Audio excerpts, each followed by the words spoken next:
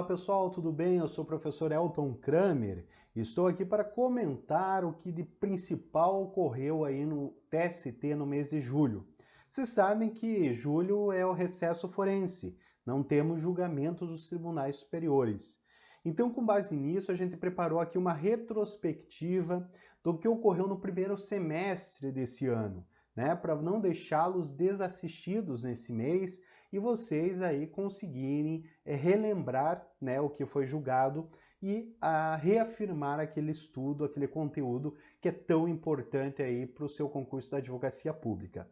Portanto, a gente vai fazer aqui um painel um pouquinho mais curto, né, a respeito dos julgamentos do TST, mas não menos importante, né, a gente vai trazer aqui as principais questões desse ano que vocês têm que relembrar, vocês têm que anotar aí no seu caderno, ok? Acompanhe comigo. Então, o primeiro julgamento que a gente vai relembrar é um julgamento que envolve indenização por dano moral coletivo, a questão do quanto reparatório. Nesse caso aqui, o TST, ele falou o seguinte, ele estava julgando a questão do excesso, né, de acréscimos da jornada do trabalho e verbas salariais proporcionais às funções exercidas, né? Aqui, a parte que eu coloquei grifada é a parte importante para a gente fixar. O TST falou o seguinte, recorde-se que o entendimento pacífico no TST é de que as quantias arbitradas a título de reparações por danos morais devem ser modificadas nessa esfera recursal apenas nas hipóteses em que as instâncias ordinárias fixarem valores teratológicos, ou seja, desprovidos de qualquer sentido de razoabilidade e proporcionalidades, tanto para mais quanto para menos. É basicamente, pessoal, o que o STJ vem julgando. Então, a questão do quanto indenizatório, quando chega no recurso especial, o STJ diz assim, em regra, eu não vou julgar, porque isso aí vai depender de uma análise probatória, uma análise fática, o que é proibido nos tribunais superiores através do recurso extraordinário, especial e aqui no recurso de revista. Exceto quando há uma ofensa assim, flagrante ao princípio da proporcionalidade e razoabilidade. E é o mesmo caso aqui que o TST coloca para o recurso de revista. Então veja que é um posicionamento bem importante aqui e principalmente para vocês que estão colocando, até como eu fiz na minha época de concurseiro, colocando direito do trabalho e processo de trabalho com uma carta na manga, é importante você ter esses posicionamentos aí para vocês conseguirem uma pontuação maior na primeira fase do concurso. Então sempre dá uma olhadinha em informativos, súmulas do TST, porque ali está assim a resposta das suas questões, ok? Outra decisão que eu trouxe para vocês aqui, também envolvendo recurso de revista, a respeito do adicional de transferência. Isso aqui a gente comentou também tempos atrás sobre ele. Aqui diz o seguinte, segundo o comando do artigo 469 da CLT, ao empregador é vedado transferir o empregado sem a sua anuência para localidade diversa da que resultar do contrato, não se considerando transferência a que não acarretar necessariamente a mudança do seu domicílio. Isso aqui é o que está estabelecido na lei, né? É o dispositivo legal que é o artigo 469 da CLT. Só que vamos ver o que o caso concreto apresentou. No caso concreto, o regional com apoio nas provas dos autos deixou consignado que o autor fora contratado na cidade do Rio de Janeiro para trabalhar em Ipojuca, Pernambuco. Reputou incontroverso que o autor residia no Rio de Janeiro quando da contratação, porquanto receber auxílio moradia. Assim não resta dúvida quanto à mudança de domicílio. Então isso aqui é ponto incontroverso no processo. Ora, o fato de o empregado nunca ter prestado serviço no local em que fora contratado e desde o início ter sido conhecimento que o labor seria prestado em cidade distinta, não lhe retira o direito de perceber o adicional de transferência. Então, pessoal, aqui o fato do empregado saber que ele vai prestar esse serviço em outro local, em outra cidade, não desmistifica esse adicional de transferência. Então, o que vale? Ele foi contratado numa cidade e vai trabalhar em outra, né? Ele não foi contratado para trabalhar nessa outra. Ele foi contratado em uma para trabalhar em outra. Então, ele configura, sim, a hipótese do artigo 469 da CLT e tem direito, sim, ao adicional de transferência. ok? Outro julgamento aqui que envolve processo do trabalho também foi julgado pelo TST, que envolve embargos em recursos de revista de Sociedade de Economia Mista. Vocês sabem que Sociedade de Economia Mista é uma empresa estatal, né, juntamente com a empresa pública. As duas, em regra, têm regime jurídico de direito privado, né? E aqui o TST ele seguiu muito o posicionamento supremo. Então, em regra, eles têm regime jurídico de direito privado, mas é possível, excepcionalmente, uma empresa estatal prestar um serviço público. E que, nesse caso, vai ser equiparada à fazenda pública, como acontece com os Correios, né? Os Correios é uma empresa pública federal equiparada à fazenda pública, ok? E isso é muito importante no plano das prerrogativas processuais.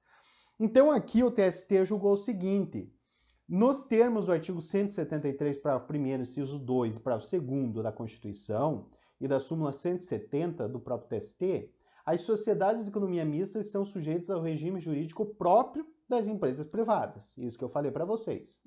Não obstante, o STF tem estendido algumas prerrogativas à fazenda pública a determinadas empresas estatais prestadoras de relevantes serviços públicos, quando não atuam em regime de concorrência e não há comprovação de acúmulo ou distribuição de lucros, tais como os Correios, né, que eu falei para vocês. A Infraero também foi reconhecida a imunidade tributária a ela, né, que é uma empresa federal, e diversas companhias estaduais de saneamento básico, né, várias delas ganharam também status de fazenda pública.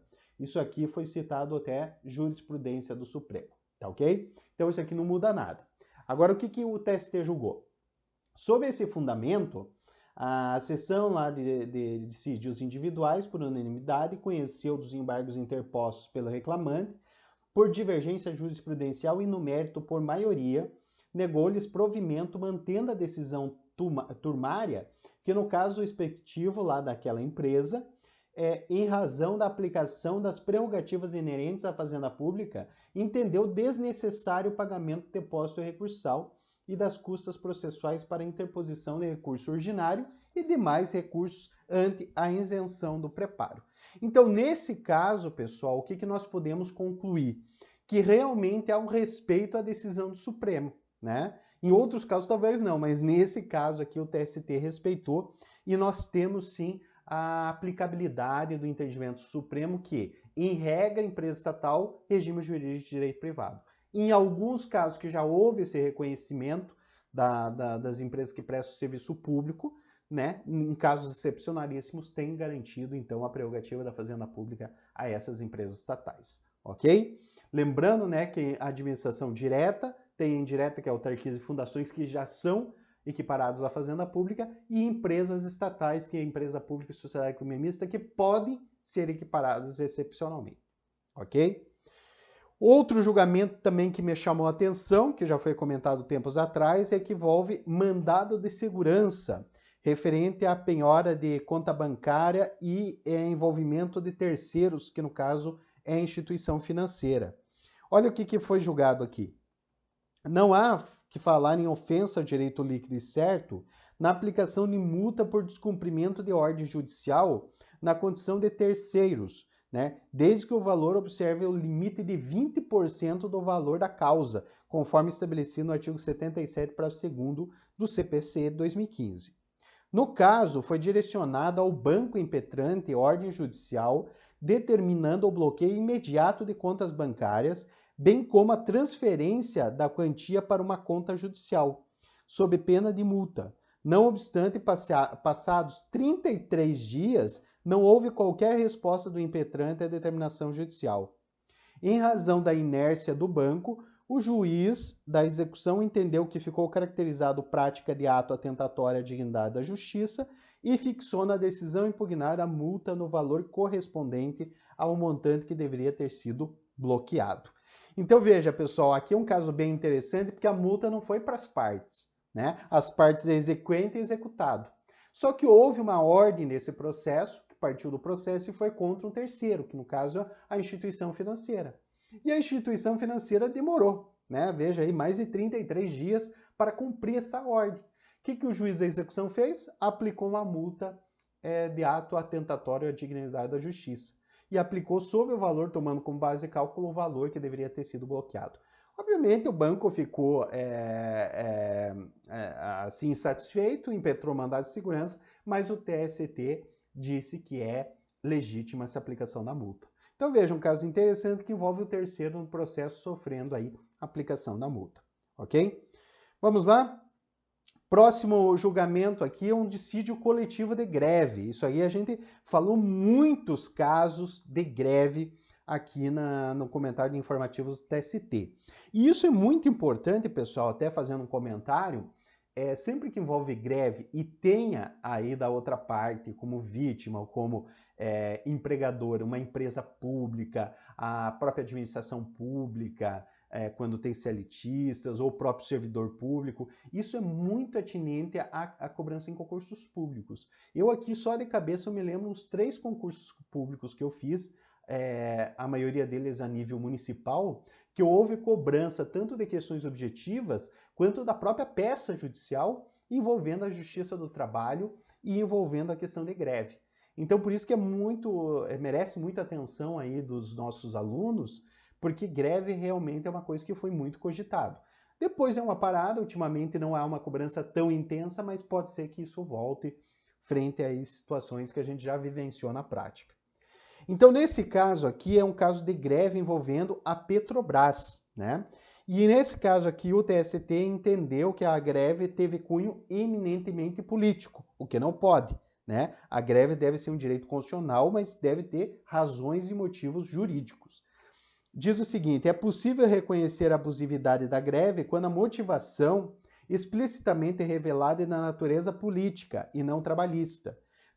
No presente caso, os motivos elencados para o movimento paredista foram a redução dos preços de combustíveis e do gás de cozinha e a manutenção dos empregos e retomada da produção interna de combustível, o fim das importações da gasolina e outros derivados do petróleo, e a demissão do senhor Pedro Parente da presidência da empresa, o que bem denota o caráter eminentemente político do movimento grevista. Desse modo, por se tratar de greve em atividade essencial e de cunho eminentemente político, conclui-se pela abusividade do movimento paredista e, por conseguinte, pela aplicação da multa. Então, nesse caso, pessoal, achei interessante porque, primeiramente, estava se averiguando a natureza da greve.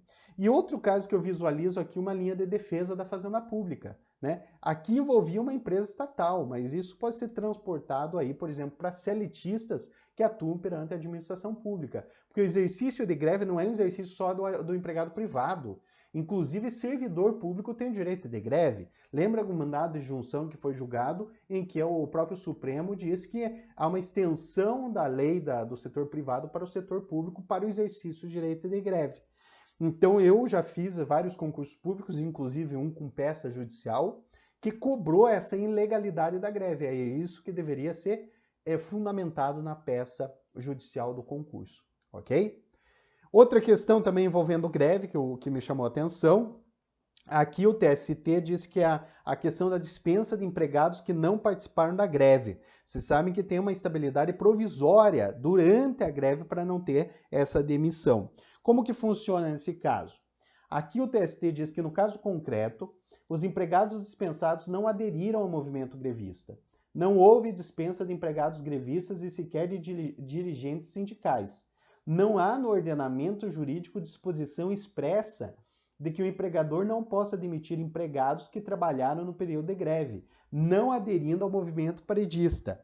Então veja, olha que engraçado, né? Nós tivemos a greve, durante a greve você não pode demitir ninguém.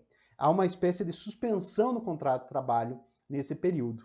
Só que aqueles que trabalharam durante a greve podem ser demitidos, né? Então ali é uma espécie de proteção para que a greve possa ocorrer, porque esse direito constitucional possa ocorrer, né? Mas fica até uma situação um pouquinho dúbia. Não sei se vocês concordam comigo. Aí nós temos aqui, ó, a Lei 7.783 assegura garantia de emprego somente aos grevistas durante a greve, que nos termos do artigo 2º do referido diploma caracteriza-se como a suspensão coletiva, temporária e pacífica, total ou parcial de prestações de pessoal que não participar da greve, bem assim de não ocorrência da atitude antissindical ou discriminatória no caso concreto. é certo afirmar que as demissões realizadas são válidas e se encontram dentro do direito potestativo do empregador de resiliar os contratos de trabalho. Então aqui uma decisão bem favorável ao empregador e bem importante aí para vocês também levarem para a prova, ok? Outro julgamento aqui que denotou ser bastante importante, pessoal, é o que envolve o Uber, né? Vocês sabem que hoje há um movimento tecnológico muito avançado. A Uber foi um sistema que inovou muito, né, no transporte público, transporte coletivo, desculpe. E aqui a primeira discussão que se teve, além da discussão se ele era constitucional ou não, se o município poderia regulamentar ou não, é a questão trabalhista. Como que fica o vínculo, se há um vínculo de emprego entre o motorista e aplicativo, né, que é o Uber, né? Tem outros, né, mas aqui a gente utiliza como paradigma a Uber.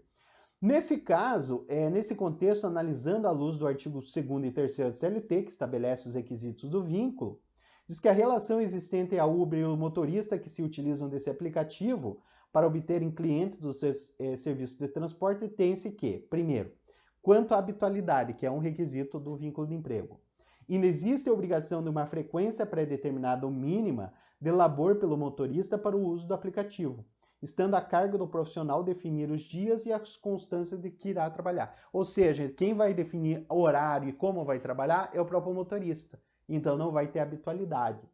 Segundo, quanto à subordinação jurídica, a par da ampla autonomia do motorista em escolher os dias, horários e forma de labor, podendo desligar o aplicativo a qualquer momento e pelo tempo que entender necessário, sem nenhuma vinculação a metas determinadas pela Uber ou sanções decorrentes de suas escolhas. A necessidade de observância de cláusulas contratuais, né, como valores a serem cobrados, código de conduta, instruções de comportamento, etc., com as correspondentes sanções no caso de descumprimento, né, no caso que preserve a confiabilidade e a manutenção do aplicativo, não significa que haja ingerência no modo de trabalho prestado pelo motorista. Então, nesse caso, também não há essa subordinação jurídica para efeitos de vínculo.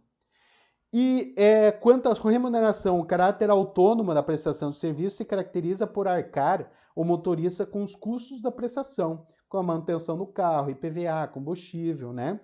Caber a ele a responsabilidade por eventuais sinistros, multas, atos ilícitos praticados, dentre outros, né? Além de percentuais fixados pela Uber, a quota parte do motorista, entre 75% e 80% do preço pago pelo usuário. Então, nesse caso, pessoal, nesse julgamento aí chamou muita atenção, por quê? Porque não há um vínculo, então não foi reconhecido o vínculo empregatício entre o motorista e o aplicativo Uber, o que pode ser estendido para outros aplicativos, né? Então, como a gente trata de uma questão aqui bem tecnológica, bem avançada, isso aqui para cair numa prova é espetacular, né? Então vocês já devem estar fazendo alguns simulados e vocês já identificaram essa situação. Então é importante vocês levarem esse conhecimento aí para o caderno de vocês, para o estudo diário do direito do trabalho. Ok, pessoal? Basicamente, são essas questões que eu queria trazer para vocês como retrospectiva. Espero que tenha contribuído aí para o estudo e o mês que vem a gente vem com mais novidades aí de julgamento do TST. Bons estudos, um grande abraço e até o mês que vem.